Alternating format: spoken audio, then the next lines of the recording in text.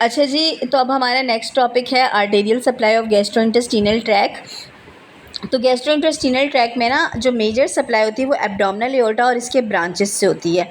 अब abdominal aorta आपको पता है कि हमारा जो डिसेंडिंग एओर्टा होता है वो पहले थोरेसिक, जब तक चेस्ट कैविटी में होता है तो वो थोरेसिक कैविटी कंसीडर होता है। उसके बाद जब वो T10 के लेवल पर डायफ्राम से गुजर के एब्डोमेन में कंटिन्यू करता है तो फिर वो हमारे पास कहलाता है एब्डोमिनल एओर्टा। ठीक है, तो अब एब्डोमिनल एओर्टा की ना मज़ीद ब्रांचेस होती हैं जिसमें सीलिएक ट्रंक होता है, सुपीरियर मेसेंटेरिक आर्टरी है, इंफीरियर मेसेंटेरिक आर्टरी है, ये इसकी मेजर आर्टरीज़ होती हैं। उसके अलावा जो है कुछ साइड आर्टरीज़ होती हैं जिसमें रीनल आर्टरीज़ और गोनेडल आर्टरीज़ भी होती हैं। तो ये इतनी डिटेल आपकी इस वाले एडिशन में नहीं लिखी हुई, लेकिन एग्ज़ाम में क्योंकि आती है तो मैं आपको पिछले एडिशन से जो है वो अब इसकी डायग्राम्स ऐड करके एब्डोमिनल एओर्टा को पढ़ाऊँगी। तो सबसे पहले हम एब्डोमिनल एओर्टा की सारी चीज़ों को अच्छे से याद करेंगे। अच्छा जी, एब्डोमिनल एओर्टा की ये वाली डायग्राम आपके पुराने फर्स्ट एड के एडिशन में मौजूद थी, इस वाले एडिशन में मौजूद नहीं है। ये बहुत इंपॉर्टेंट डायग्राम है, हेड टू टो इस डायग्राम में हर एक चीज़ is an MCQ and it is very very important. ठीक है, तो सबसे पहले आपने ये देखना है कि राइट साइड पे जो होती है ना वो इन्फीरियर वेना कैवा होती है और जो लेफ्ट साइड पे होता है ना वो आपका एब्डोमिनल एओर्टा होता है। तो अक्सर एग्जाम में ये क्वेश्चन भी आता है कि एक सर्जन है वो ऑपरेशन कर रहा है राइट एड्रीनल ग्लैंड का, और वो जो है ना जूनियर सर्जन को कभी भी राइट एड्रीनल ग्लैंड को ऑपरेट करने नहीं देता। वाई बिकॉज जो आपका राइट एड्रीनल ग्लैंड होता है ना it is nearest to the inferior vena cava. तो inferior vena cava rupture risk होता है आपके ज़्यादातर राइट साइड पे। इसी तरह राइट साइड की अगर कोई पैथोलॉजीज़ होती हैं तो उसमें आपको क्या याद रखना होता है, राइट साइड की पैथोलॉजीज़ में आपको याद रखना होता है कि इन्फीरियर वेना कैवा जो है वो आपका राइट साइड पे है और आपका एब्डोमिनल एओर्टा जो होता है वो आपका लेफ्ट साइड पे होता है इन द एब्डोमेन। तो एब्डोमिनल सर्जरीज़ में दो ये मेजर वेजल्स होती हैं। पहले तो आपको साइड डिफरेंस याद होना चाहिए कि किस तरफ की सर्जरी में किस वेजल का रप्चर होना कॉमन है। फिर आप देखें कि एब्डोमिनल एओर्टा शुरू कहाँ से होता है, T12 से शुरू होता है एब्डोमिनल एओर्टा और ख़त्म कहाँ पे होता है, L4 पर होता है। तो what is the span of the abdominal aorta from the T12 to the L4। ठीक है, ये पूरा इसका स्पैन है। और L4 पर क्या होता है, एब्डोमिनल एओर्टा की बाइफर्केशन हो जाती है into the common iliac arteries. ठीक है, किसमें बाइफर्केशन हो जाती है, कॉमन इलियक आर्टरीज में, right and left common iliac arteries में ये बाइफर्केट हो जाता है at the level of L4। ठीक है, अब एब्डोमिनल एओर्टा की अगर हम मेन आर्टरीज की बात करें कि इसमें से मेजर आर्टरीज कौन सी होती हैं, तो इसमें हमारे पास सीलिएक ट्रंक, सबसे पहले सीलिएक ट्रंक होता है जो कि हमारे पास T12 के लेवल पे अराइज होता है। देन हमारे पास सुपीरियर मेसेंटेरिक आर्टरी जो कि L1 के लेवल पे अराइज होती है। देन आता है इंफीरियर मेसेंटेरिक आर्टरी जो कि L3 के लेवल पे अराइज होती है। तो ये लेवल्स के साथ आपने याद रखना है कि किस लेवल पे एब्डोमिनल एओर्टा के कौन सी आर्टरी अराइज होती है। Coeliac trunk, superior mesenteric artery, inferior mesenteric artery, they are the anterior branches of the abdominal aorta. ये anterior surface of the abdominal aorta पे मौजूद होती हैं और ये आपके T12 पे आपका सीलिएक ट्रंक, L1 पे आपकी सुपीरियर मेसेंटेरिक आर्टरी, L3 पे आपकी इंफीरियर मेसेंटेरिक आर्टरी, L4 पे बाइफर्केशन ऑफ एओर्टा होती है and it is divide into 2। ठीक है, कौन से में, right common iliac artery and left common iliac artery में ये डिवाइड हो जाता है। अब देखें इसकी रीनल आर्टरीज भी इसमें से अराइज होती हैं पोस्टीरियर सरफेस पर, और रीनल आर्टरीज किस लेवल पे अराइज होती हैं, इन between the L1 and L2। L1 और L2 के बीच में आपकी रीनल आर्टरीज जो होती हैं वो अराइज होती हैं फ्रॉम द एड्रीनल ग्लैंड, और L2 के लेवल पे गोनेडल आर्टरीज भी अराइज होती हैं। और सुप्रा रीनल आर्टरीज जो होती हैं वो आपके T12 या L1 से अबव होती हैं। तो रीनल आर्टरीज जो होती हैं वो L1 के बिलो होती हैं और सुप्रा रीनल जो होती है वो अबव L1 होती हैं। तो ये तो सारे आपके इंपॉर्टेंट आर्टरीज हो गई, और इस डायग्राम को for your exam point of view please आपने याद रखना है। अच्छा, इसमें आप देख रहे हैं कि एब्डोमिनल एओर्टा के बिल्कुल आप स्ट्रेट नीचे जाके देखें तो आपको एक मीडियन सैक्रल आर्टरी भी नज़र आती है जो कि सैक्रल बोन्स को सप्लाई करती है, which is also the branch of abdominal aorta. अक्सर एग्जाम में क्वेश्चन आता है कि मीडियन सैक्रल आर्टरी किसकी ब्रांच है, तो लोगों को लगता है कि ये भी हमारे पास पेल्विक या इंटरनल आइलियक आर्टरीज की ब्रांच होगी। No, it is the branch of abdominal aorta. Median median sacral artery, it is the posterior branch of the abdominal aorta, ठीक है। इसके अलावा कॉमन इलियक आर्टरीज फर्दर फिर एक्सटर्नल और internal iliac arteries में divide हो जाती हैं। This diagram is extremely important for making your concept for your exam point of view. अगर आपने इसको अच्छे से जहन नशी कर लिया, इसकी ब्रांचेस को कर लिया, तो बहुत सारे क्वेश्चंस आप एग्जाम में सॉल्व कर सकते हैं, ठीक है। तो this is all about, I hope कि आपने MCQ साथ साथ नोट कर लिए होंगे कि इसका पूरा स्पैन T12 से L4 तक होता है। L4 पे इसकी बाइफर्केशन होती है इनटू द इलियक आर्टरीज, और T12 के लेवल पे सीलियक ट्रंक राइज होता है, L1 के लेवल पे सुपीरियर मेजेंटेरिक, L3 के लेवल पे इंफीरियर मेजेंटेरिक आर्टरी, ठीक है। इसके और ये तीनों एंटीरियर सरफेस पे होती हैं, पोस्टीरियर सरफेस पे supra renal and gonadal arteries होती हैं, और सबसे लोएस्ट ब्रांच जो इसकी वो मीडियन सैक्रल आर्टरी है, ठीक है। तो these all are the MCQs from the abdominal aorta. इसके राइट साइड पे इंफीरियर वेना कैवा होता है, और ये खुद left side in the of the abdominal cavity पर लाई करता है, ठीक है। आर्टरी जो GI स्ट्रक्चर होते हैं ना, जैसे कि स्टमक हो गया और जो आपका वो है ड्यूडिनम हो गया, इनका कोलोन हो गया, सबको इनको जो है ना वो सिंगल ब्रांच आर्टरी सप्लाई करती हैं, ठीक है। जबकि आपके जो नॉन GI स्ट्रक्चर्स हैं, जैसे कि किडनी हो गए, गॉनेड्स हो गए, यूरेटर हो गए, तो इन सबको कौन सप्लाई करता है? इनको पेयर ब्रांचेस सप्लाई करती हैं, जो कि ज़्यादातर पोस्टीरियर एब्डोमिनल एओर्टा से अराइज होती हैं। So these are the important question for your abdominal aorta. अच्छा, अब यहाँ पर ये जो डायग्राम शेयर हुई है ना, इसमें आपकी blood supply of the colon है। इसमें आपने देखना है कि जो रेड वाला आर्टरी है ना पूरी, ये आपकी सुपीरियर मेजेंटेरिक आर्टरी, और ये जो ऑरेंजिश कलर की है this is your inferior mesenteric artery, ठीक है। तो बेसिकली आपका सुपीरियर मेजेंटेरिक आर्टरी जो है वो किस किस पार्ट को सप्लाई कर रही है? सुपीरियर मेजेंटेरिक आर्टरी जो है वो आपके एसेंडिंग कोलोन को, ट्रांसवर्स कोलोन को सप्लाई करती है मिडवे तक, ठीक है। और उसके बाद जो आगे इन्फीरियर मेजेंटेरिक आर्टरी और उसकी ब्रांचेज जो होती है वो आपके डिसेंडिंग कोलोन को, सिग्मॉइड कोलोन को और रेक्टम को सप्लाई कर रही होती है, ठीक है। अब एक एरिया होता है जिसे हम कहते हैं water shade area. Water shade area क्या होता है कि ये वो एरिया होता है जहाँ पे डुअल सप्लाई होती है, ठीक है, यानी कि distal branches of the inferior mesenteric artery and superior mesenteric artery, ये दोनों मिलकर जहाँ सप्लाई करती है ना, उसको हम कहते हैं वाटर शेड एरिया। ये जो ऊपर करके बॉक्स में बना हुआ है ना, जहाँ पे स्प्लीनिक, जहाँ पे आपकी सुपीरियर और इंफीरियर मेजेंटेरिक आर्टरी की ब्लड सप्लाई मिक्स होती है, this is the watershed area of the colon and it is susceptible to the colonic ischaemia, ठीक है। जब भी कभी हाइपोटेंशन होती है, थ्रोम्बोएम्बोलिक स्टेट होती है, तो ये जो एरिया होता है it is the most susceptible to the ischaemic injury, ठीक है। अब स्प्लीनिक फ्लेक्चर जो होता है वो स्प्लीन के पास जो पूरा एरिया होता है इसे स्प्लीनिक फ्लेक्चर कहते हैं। ये सुपीरियर और इंफीरियर मेजेंटेरिक आर्टरी दोनों के जंक्शन को उससे सप्लाई होता है, ठीक है।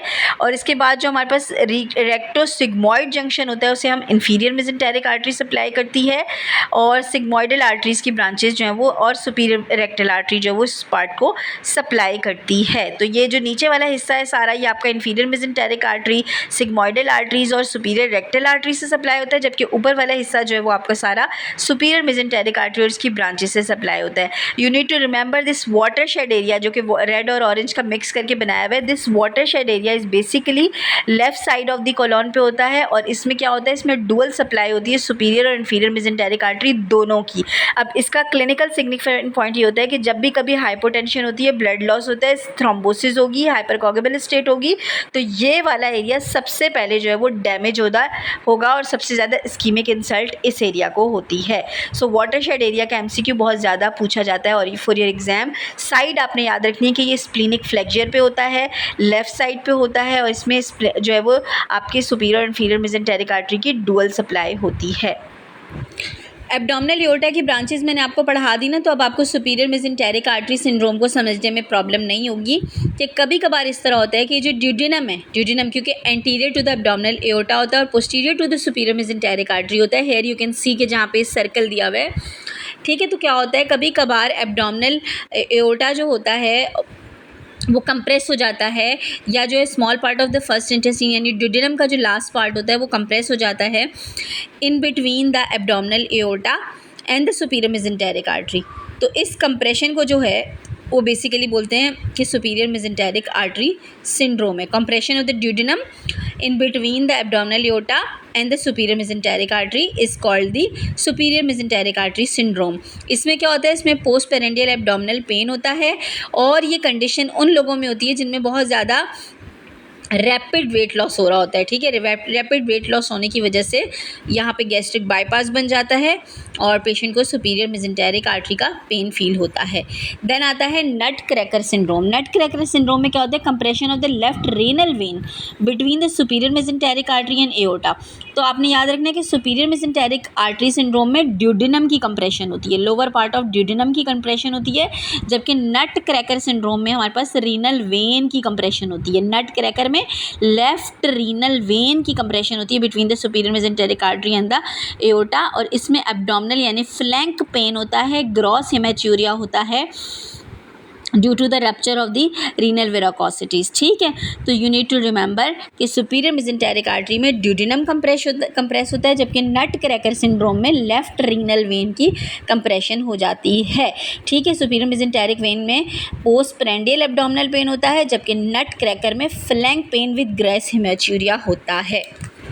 सो इस पूरे के पूरे टेबल को मैंने आपको पहले ही समराइज़ कर दिया था कि आपका सीलिएक ट्रंक राइज होता है T12 से और ये फोरगेट को सप्लाई करता है। सुपीरियर मेसेंटेरिक आर्टरी मिडगेट को सप्लाई करती है, L1 पे राइज होती है, और जो इन्फीरियर मेसेंटेरिक आर्टरी होती है L3 पे राइज होती है और हाइंड गट को सप्लाई करती है, ठीक है।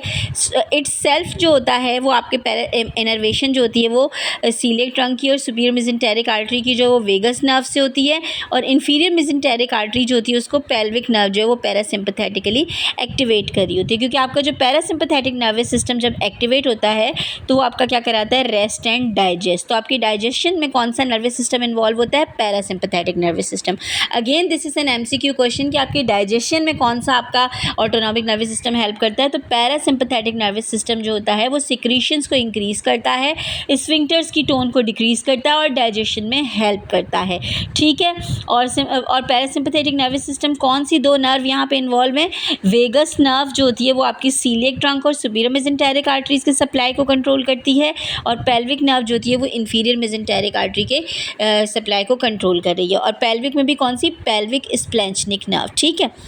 लेवल आपको पिछली डायग्राम में मैंने एक्सप्लेन कर दिए थे, स्ट्रक्चर भी बता दिए थे कि T12 के अबव जो हिस्सा होता है सीलिएक ट्रंक का वो आपका फेरिंग्स का, लोअर ईसोफेगस का और प्रॉक्सिमल ड्यूडेनम को सप्लाई करता है, liver, gall bladder, pancreas, spleen को। उसके बाद आपकी सुपीरियर मेसेंटेरिक आर्टरी की सप्लाई पिछली डायग्राम में बहुत अच्छे से मैंने बताई थी, जिसमें आपका ड्यूडेनम, इलियम और proximal 2/3 of the transverse colon और डिस्टल 1/3 ऑफ ट्रांसवर्स कोलॉन और रेक्टम तक जो है वो फिर आपकी इन्फीरियर मेसेंटेरिक आर्टरी जाती है।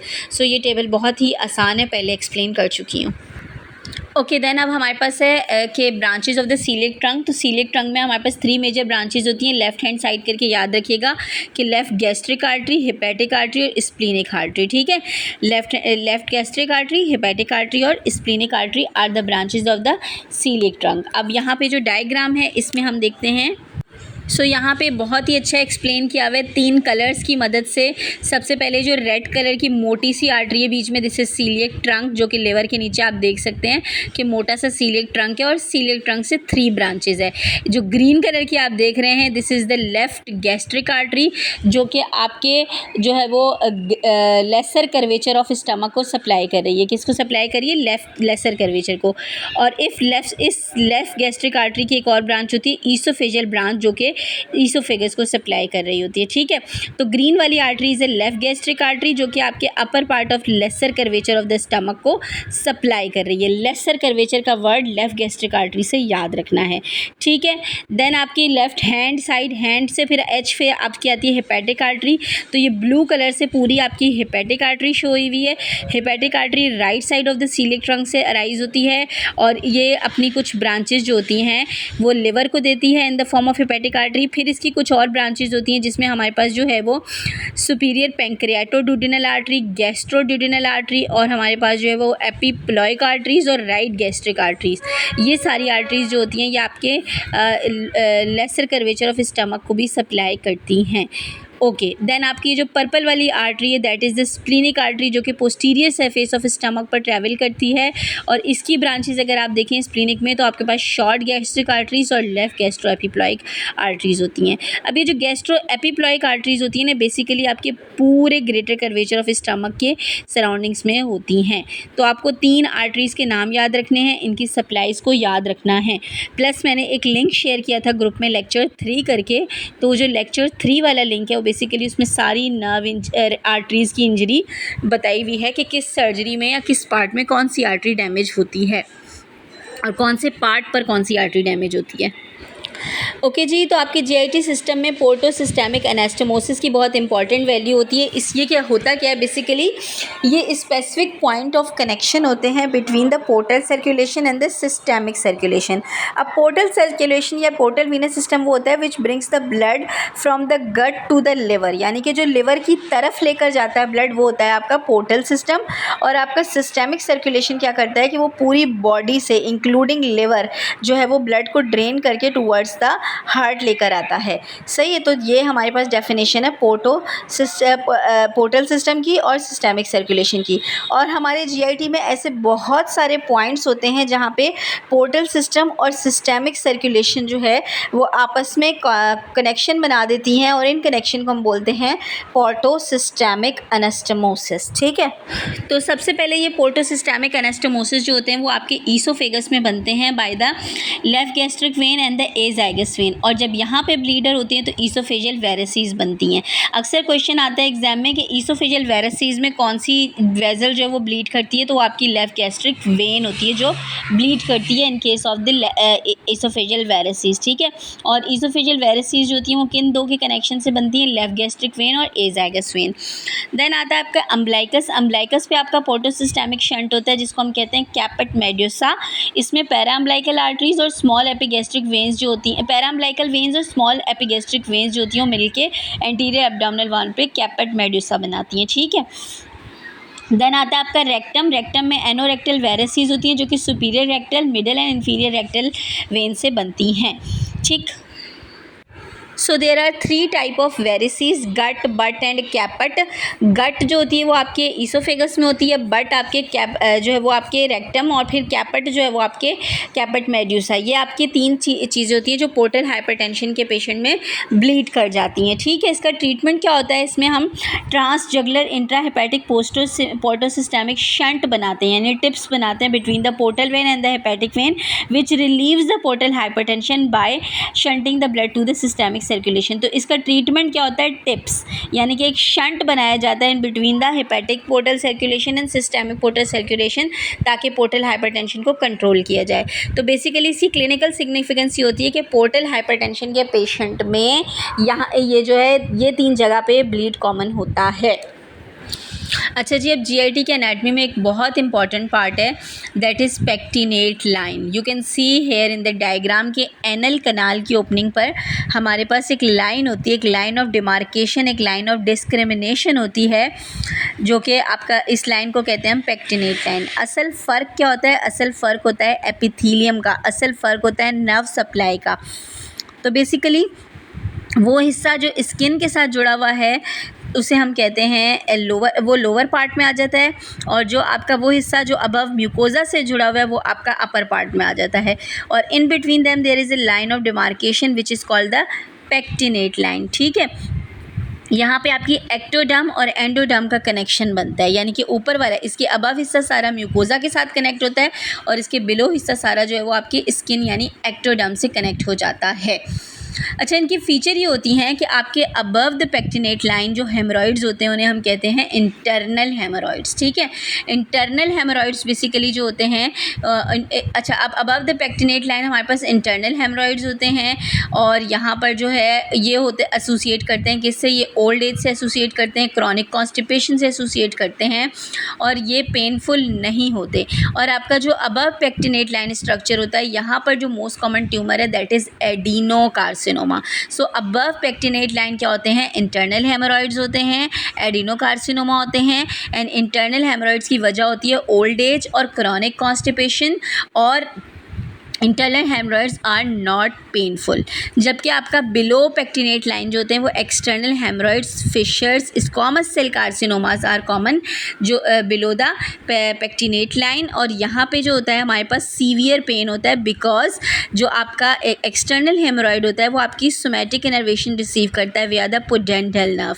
तो आपसे ये पूछा जा सकता है कि पेनफुल हेमरॉइड्स कौन से होते हैं, तो पेनफुल हेमरॉइड्स एक्सटर्नल हेमरॉइड्स होते हैं, पेन पेनलेस हेमरॉइड्स कौन से होते हैं? पेनलेस हेमरॉइड्स इंटरनल हेमरॉइड्स होते हैं। इंटरनल हेमरॉइड्स की location above the pectinate line है और एक्सटर्नल हेमरॉइड्स की location below the pectinate line है। ठीक है, आपसे ये भी पूछा जा सकता है कि lower most part of anus को कौन सी नर्व सप्लाई करती है? तो पुडेंडल नर्व सप्लाई करती है आपके lowermost part of the anus को, which is the branch of the inferior rectal. ठीक है, जो कि आपके इंफीरियर रेक्टल की ब्रांच होती है। ठीक है, एंड देन आपका अच्छा यहाँ पे आर्टरी सप्लाई भी डिफरेंट है, नर्व सप्लाई भी डिफरेंट है, और वेन्स और लिम्फेटिक सब डिफरेंट है। तो you just need to remember कि ये जो पूरी डायग्राम दी हुई है ना, जिसमें आप ऑरेंज कलर से देख रहे हैं नर्व्स, तो आपका above the pectinate line विस्ट्रल innervation होती है by the inferior hypogastric plexus, जबकि बिलो द पेक्टिनेट लाइन आपका सोमैटिक इनर्वेशन होती है विया द पुडेंडल नर्व। फिर आपकी अगर हम आर्टेरियल सप्लाई की बात करें तो above the pectinate line arterial supply inferior mesenteric art की ब्रांच से होती है, जबकि बिलो द पेक्टिनेट लाइन आपकी जो आर्टेरियल सप्लाई होती है वो इंफीरियर रेक्टल आर्टरी की ब्रांच इंटरनल पुडेंडल आर्टरी से होती है। Then above the pectinate line आपकी वेनस सप्लाई जो होती है वो इंफीरियर मेसेंटेरिक वेन से स्प्लीनिक वेन और पोर्टल वेन में जाती है, जबकि बिलो में आपकी इंफीरियर रेक्टल, ऊपर वाले हिस्से को सुपीरियर रेक्टल वेन ड्रेन करती है और नीचे वाले हिस्से को इंफीरियर रेक्टल वेन ड्रेन करती है। लिम्फेटिक्स की बात करें तो above the pectinate line internal iliac lymph nodes होते हैं और बिलो द पेक्टिनेट लाइन आपके सुपरफिशियल इंग्वाइनल लिम्फ नोड होते हैं। तो ये आपके एग्जाम्स क्वेश्चन है जो कि आपके बहुत ज़्यादा पूछे जाते हैं regarding the pectinate line. Pectinate line आपने याद रखनी है कि पेक्टिनेट लाइन के अबव और पेक्टिनेट लाइन के बिलो हर चीज़ चेंज हो जाती है। फिर टॉपिक आता है आपका एनल फिशर का। तो एनल फिशर बहुत ज़्यादा पेनफुल होते हैं। ये वो कंडीशन है जिसमें डीआरई करने से भी मना किया जाता है, बिकॉज इसमें एनल म्यूकोजा का टीयर आ जाता है और बहुत ज़्यादा पेनफुल कंडीशन होती है। Pain while pooping, blood on the toilet paper and located posteriorly. अच्छा, इसकी लोकेशन पूछी जाती है कि मोस्ट कॉमन एनल फिशर की लोकेशन क्या होती है? पोस्टीरियर होती है, because it is poorly perfused. ठीक है, and associated with the low fibre diet and constipation.